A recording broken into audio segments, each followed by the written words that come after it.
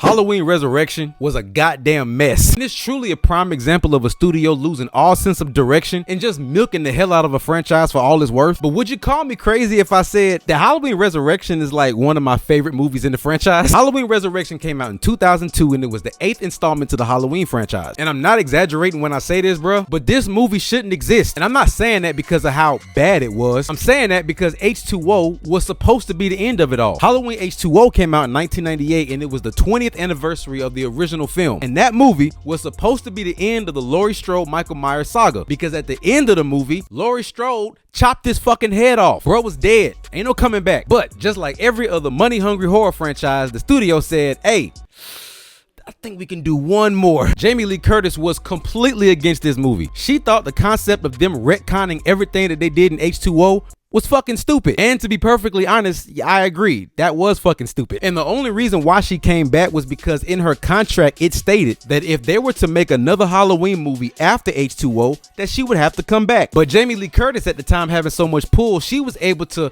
pretty much make her own decisions about how Laurie Strode's character was going to be handled. People were already irritated that they were making another one after H2O, and fans were really irritated when they saw like the first 20 minutes of the movie because Laurie Strode died. They killed off the main character in the most half-assed, anticlimactic way possible. You actually can't blame the studio for this one because that was Jamie Lee Curtis's idea. She reluctantly came back to the franchise because of contract obligations, but her only stipulation was that Laurie Strode was to be killed off as soon as possible. This is also during that weird period in horror movies where they kept featuring rappers. Ice Cube was in horror movies. LL Cool J was in horror movies. As a matter of fact, LL Cool J was in H2O. You know, Rod Digger was in 13 Ghosts. So who was the rapper that they chose for Resurrection? My boy Busta Rhymes, which also rubbed fans the wrong way because they felt like it made it silly, but he was funny as hell. Bro, they had Busta Rhymes doing kung fu against Michael Myers. On the surface, that sounds like some dumbass shit, but if you've seen the movie, then you know that that's a top 5 moment in the Halloween franchise. On top of that, Busta Rhymes had the most memorable lines in the whole movie, and he survived. A slasher movie where a black guy survived, I'm sorry, but I can't hate on that. But as goofy as Halloween Resurrection was, bro, you gotta give it its flowers because it was doing something new that appealed to the younger audience. This was around the time of reality TV, and we were still pretty much in the early days of the internet. And when you see creators doing live stream events in 2026, Halloween Resurrection did that shit in 2002. The whole plot was about a group of college kids going to Michael Myers' childhood home, and they were live streaming the entire thing. Of course, you know, critics slammed the fuck out of this movie, but despite it being hated so much by the critics, I genuinely have never met a single person who did not love this movie. I need people to understand that just because you acknowledge a movie is bad, that does not mean that it's not enjoyable. Some of the worst movies in the world are cult classics that millions of people love. And as much as I love this movie, bro, that does not change the fact that Halloween Resurrection